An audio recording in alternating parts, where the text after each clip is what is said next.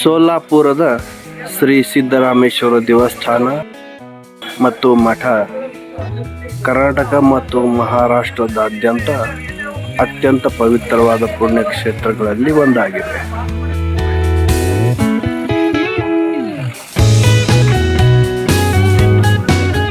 12ನೇ ಶತಮಾನದ ಶ್ರೇಷ್ಠ ಶಿವಶರಣರು ಮತ್ತು ವಚನಕಾರರಾದ ಶ್ರೀ ಸಿದ್ದರಾಮೇಶ್ವರನವರು ಇಲ್ಲಿನ ಪ್ರಧಾನ ದೈವ.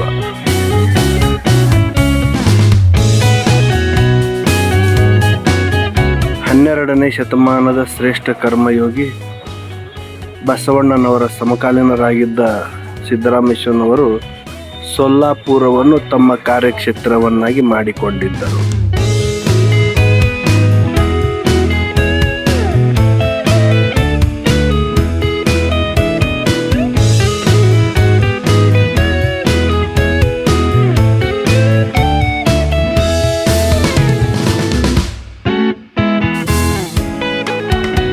ಇವರು ಜನರಿಗಾಗಿ ಕೆರೆಗಳನ್ನು ನಿರ್ಮಿಸುವುದು, ದಾಸೋಹ ಮತ್ತು ಸಾಮಾಜಿಕ ಸುಧಾರಣೆಗಳಿಗೆ ಹೆಚ್ಚಿನ ಒತ್ತು ನೀಡಿದ್ದರು.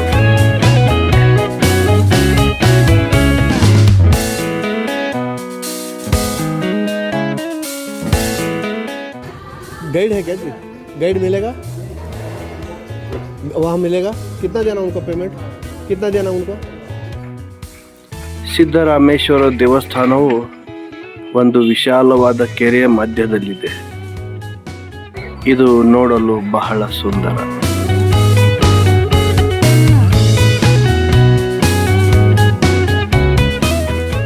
ಇಲ್ಲಿ ಟೆಂಪಲ್ ಗೈಡು ಮತ್ತು ಗೈಡ್ ಅಂತ ಬರ್ದಿದ್ರಲ್ಲ, ಸೊ ನಾನೇನು ಮಾಡಿದೆ, ಗೈಡ್ ಸಿಗ್ತಾರೇನೋ ಅಂತ. ಯಾಕಂದ್ರೆ ಗೈಡ್ ತೊಗೊಂಡ್ಬಿಟ್ರಂದ್ರೆ ನಮಗೆಲ್ಲ ಡೀಟೇಲ್ ಮಂದಿರದ್ದೆಲ್ಲ ಡೀಟೇಲ್ ಸಿಗುತ್ತೆ ಅಂತೇಳಿ ನಾ ಕೇಳಿದೆ.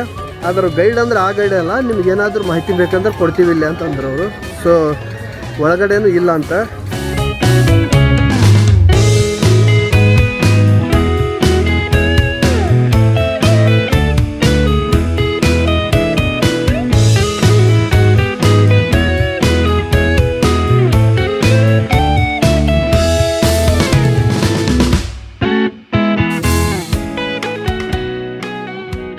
ಪ್ರತಿ ವರ್ಷ ಜನವರಿ ತಿಂಗಳಲ್ಲಿ ಇಲ್ಲಿ ದೊಡ್ಡ ಗಡ್ಡ ಯಾತ್ರೆ ನಡೆಯುತ್ತದೆ. ಈ ಜಾತ್ರೆಯ ಪ್ರಮುಖ ಆಕರ್ಷಣೆ ಎಂದರೆ ಅಲಂಕೃತವಾದ ಎತ್ತರ ನಂದಿ ಧ್ವಜಗಳ ಮೆರವಣಿಗೆ.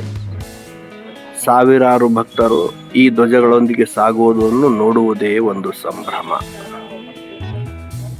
ಈ ಸಮಯದಲ್ಲಿ ಶ್ರೀ ಸಿದ್ದರಾಮೇಶ್ವರರು ಮತ್ತು ಕುಂಬಾರ ಕನ್ಯೆಯ ವಿವಾಹ ಮಹೋತ್ಸವದ ಸಂಕೇತವಾಗಿ ಸಂಪ್ರದಾಯಗಳು ನಡೆಯುತ್ತವೆ.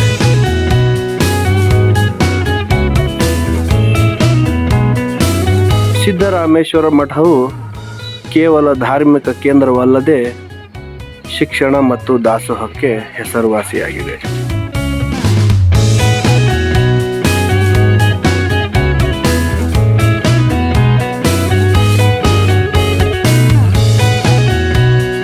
ಇಲ್ಲಿಗೆ ತಲುಪಲು ಸೋಲಾಪುರವು ಪ್ರಮುಖ ರೈಲ್ವೆ ಜಂಕ್ಷನ್ ಆಗಿದ್ದು, ಬೆಂಗಳೂರು, ಹುಬ್ಬಳ್ಳಿ ಮತ್ತು ಮುಂಬೈನಿಂದ ನೇರ ರೈಲಿನಿಂದ ಬರಬಹುದು.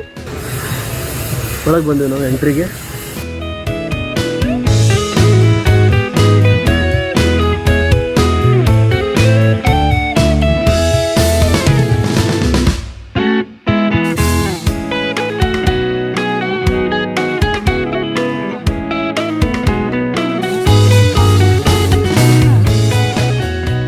ಹಾಗೆಯೇ ಕರ್ನಾಟಕದ ಗಡಿ ಜಿಲ್ಲೆಗಳಾದ ವಿಜಯಪುರ ಮತ್ತು ಕಲಬುರಗಿಯಿಂದ ಸೊಲ್ಲಾಪುರಕ್ಕೆ ಉತ್ತಮ ರಸ್ತೆ ಸಂಪರ್ಕವೂ ಸಹ ಇದೆ.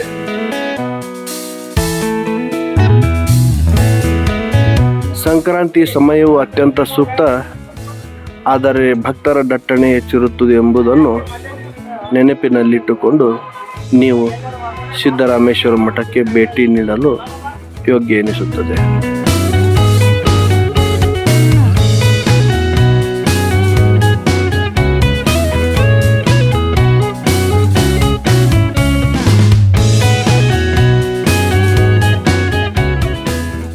ಇದು ಅನ್ನಕ್ಷೇತ್ರ. ಇದು ಬೆಳಗ್ಗೆ 11ರಿಂದ 2 ಗಂಟೆ ತನಕ ಮತ್ತು ಸಾಯಂಕಾಲ 7ರಿಂದ 9 ತನಕ ಪ್ರಸಾದನೂ ಸಿಗುತ್ತೆ. ಸೋಲಾಪುರ ಭಾಗದಲ್ಲಿ ನೀರಿನ ಅಭಾವ ನೀಗಿಸಲು ಅವರು ಸಾವಿರಾರು ಜನರ ಸಹಯೋಗದೊಂದಿಗೆ ಬೃಹತ್ ಕೆರೆಗಳನ್ನು ತೋಡಿಸಿದರು. ಇಂದಿಗೂ ದೇವಸ್ಥಾನದ ಸುತ್ತಮುತ್ತಲಿನ ಕೆರೆ ಅವರ ಲೋಕ ಕಲ್ಯಾಣ ಕಾರ್ಯಕ್ಕೆ ಸಾಕ್ಷಿಯಾಗಿದೆ. ಸಿದ್ದರಾಮೇಶ್ವರನವರು ಕಪಿಲ ಸಿದ್ಧ ಮಲ್ಲಿಕಾರ್ಜುನ ಎಂಬ ಅಂಕಿತ ನಾಮದಲ್ಲಿ ವಚನಗಳನ್ನು ರಚಿಸಿದ್ದಾರೆ.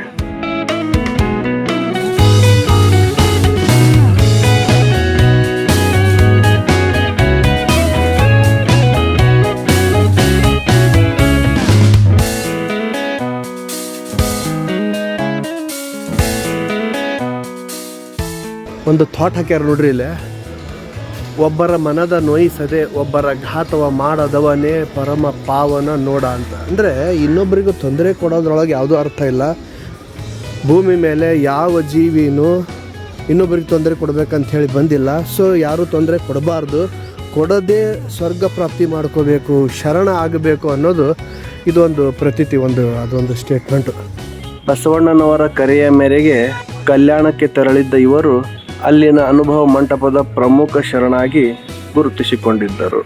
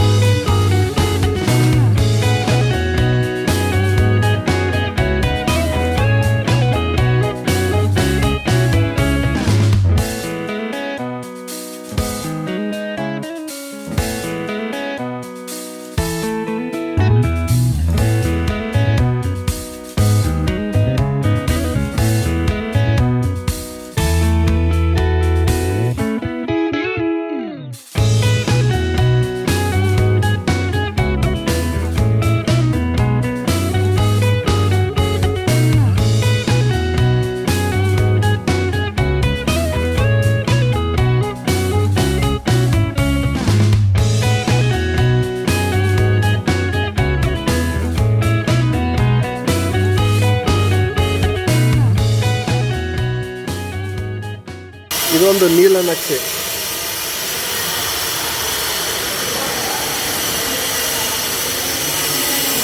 ಇದು ಹಿಂದಿಂದ ಮಂದಿರ ಆದ್ರೆ ಈ ಮಂದಿರ ಇದು ಮತ್ತು ಮುಂದಿನ ಏನು ಛತ್ರ ಐತಲ್ಲ ಇದೆಲ್ಲ ಮೇಲೆ ಐತೆ ನೋಡ್ರಿ. ಸೊ ಅಲ್ಲೇನೈತಲ್ಲ ಫ್ರಂಟಿಗೆ, ಈ ಫ್ರಂಟು ಈ ಥರ ಆಗುತ್ತೆ.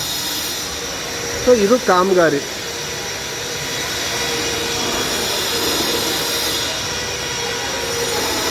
Let's move in side.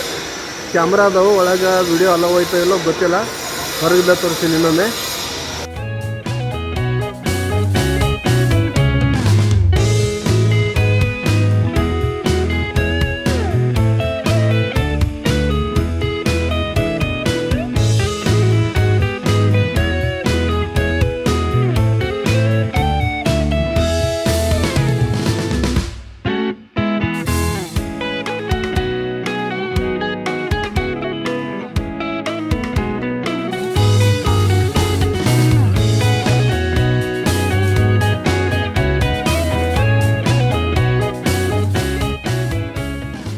ದೇವಸ್ಥಾನದ ಪಕ್ಕದಲ್ಲಿಯೇ ಇರುವ ಹಳೆಯ ಕೋಟೆ ಸೋಲಾಪುರ್ ಫೋರ್ಟ್ ನೋಡಿಕೊಂಡೇ ಬನ್ನಿ.